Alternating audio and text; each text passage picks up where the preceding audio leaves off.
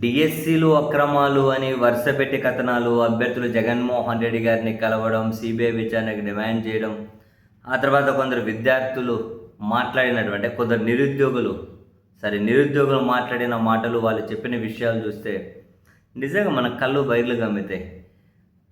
వాస్తవానికి అవిగి దుర్గయ్యాట, పోలవరం మండలం, ఏలూరు జిల్లా. అతను చెప్తాడు, నేను నేషనల్ గేమ్స్లో బంగారు పథకం విజేతను. మా జిల్లా నుంచి 6 పోస్టులుంటే రజతం, కాంస్యం ఆ 2 పథక విజేతలకు ఉద్యోగాలు ఇచ్చి నాకు బంగారు పథకం ఉన్నా కూడా ఉద్యోగం ఇవ్వలేదు.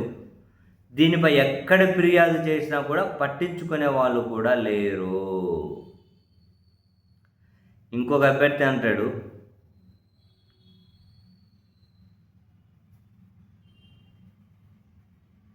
నరసింహారావు, ప్రకాశం జిల్లా అట, నాది జనరల్ కేటగిరీలో 76వ ర్యాంకు, ఓహెచ్లో ఫస్ట్ ర్యాంకు, జిల్లాలో కూడా ఫస్టు. కానీ నాకు మొదటి విడతలో కాకుండా రెండో దశలో కాల్ లెటర్ పంపారు. మెడికల్ టెస్టు, సర్టిఫికేట్ వెరిఫికేషన్ కూడా జరిగింది, కానీ జాబ్ రాలేదు. ఇదేంది చిత్రం? రోస్టర్లో మరొకరు ముందున్నారని చెప్పారు. 137వ ర్యాంకు వచ్చిన ఆమెకు జాబ్ ఇచ్చారు. మెరిట్లో ఉండి జిల్లా ఫస్ట్ వచ్చిన నాకు మాత్రం అన్యాయం చేశారు అంట. ఇవేం విధానాలో మనకు అర్థం కాదు సీరియస్లీ. షర్మిల అంట, మదనపల్లి, అన్నమయ్య జిల్లా, బీసీఈ వర్గానికి చెందిన నేను సెకండ్ ప్లేస్లో ఉన్నాం. ఎస్ఏ పోస్ట్ సర్టిఫికేట్ పరిశీలనకు వెళ్ళినాం. అధికారులు కంగ్రాట్స్ చెప్పారు. తీరా సెలక్షన్ లిస్ట్ వస్తే నా పేరు లేదు. కారణం ఏమంటే చెప్పరు. లోకేష్ని కలుద్దామని ఎన్నిసార్లు ప్రయత్నించినా ఇంటి దరిదాపుల్లోకి రానిలేదు. 1:1 నిష్పత్తిలో సర్టిఫికేట్ల వెరిఫికేషన్కి పిలిచినప్పుడు ఉద్యోగం అనేది రావాలి కదా. పోయి కంప్లైంట్ చేస్తే 1:1లో పిలిస్తే వెరిఫికేషన్ చేసినంత మాత్రం ఉద్యోగం ఇవ్వాలా అని చెప్పి మాట్లాడుతున్నారు.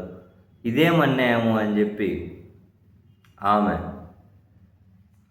నెక్స్ట్ జగదీష్ నాయక్ అట, కడప జిల్లా, మెగా డిఎస్సిలో ర్యాంకు తెచ్చుకొని సర్టిఫికేట్ పరిశీలన కూడా హాజరైన ఎస్జిటి ఉర్దూ మీడియంలో పరీక్ష రాసింది కేవలం 4 మాత్రమే.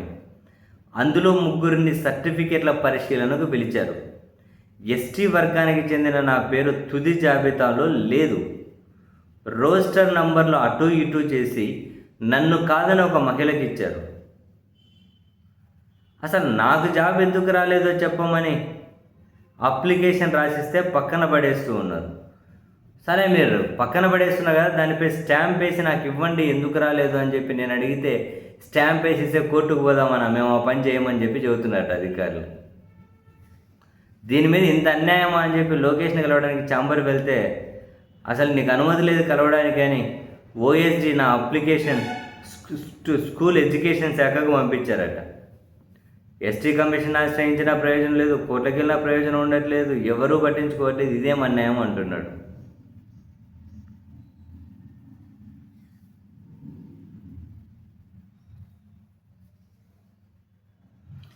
దుర్గా మల్లికాట, అమలాపురం, డిఎస్సి మెరిట్లో నాకంటే ముందు ఒక అమ్మాయి ఉంది.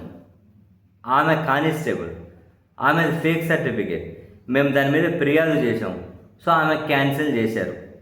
ఆ తర్వాత నేనే ఉన్నా, నాకు అవకాశం ఇవ్వలే. విజయనగరానికి చెందిన అమ్మాయికి జాబ్ ఇచ్చారు. అదేంది? ఒక మెరిట్లో నేనున్నా, ఒక పోస్ట్ క్యాన్సిల్ అయింది. తర్వాత అభ్యర్థి నాకు కదా ఉద్యోగం ఇవ్వాలి, ఇంకెవరికి ఎట్లా ఇచ్చారు అంటుంది.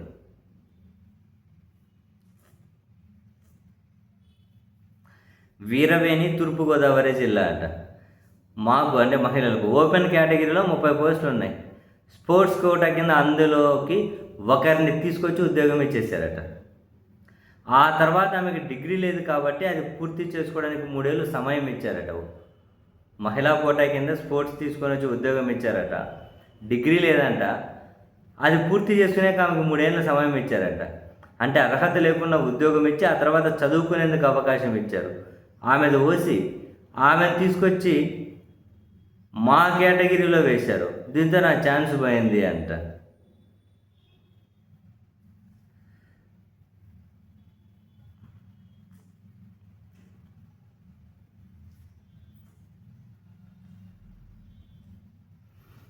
ఏంది ఇది? ఇంకొక సతీష్ అట, నాకు అన్ని అర్హతలు ఉన్నాయి, నాకంటే ముందు ఒకరికి ఉద్యోగం ఇచ్చారు, అతడి ఫేక్ సర్టిఫికేట్ అని తెలడంతో పోస్టింగ్ ఆపేశారు, జాబితాలో ఆ తర్వాత ఉన్న నాకు ఉద్యోగం ఇవ్వకుండా క్యారీ ఫార్వర్డ్ చేశామని చెబుతున్నారు.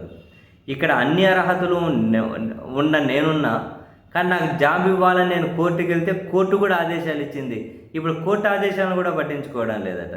ఇన్ని ఉన్నాయా నిజంగా? ఇట్లా చాలామంది మాట్లాడుతూ ఉన్నారు. అంటే వాళ్ళది కథనాలన్నీ వరుస పెట్టి వాళ్ళ ఫోటోలు వేసి మరీ పత్రికల్లో కథనాలు చాలా ఉన్నాయి. ఇట్లాంటి మ్యాజిక్లు వీటికి కదా ప్రభుత్వాలు సమాధానం చెప్పాల్సింది ఏం జరిగిందని.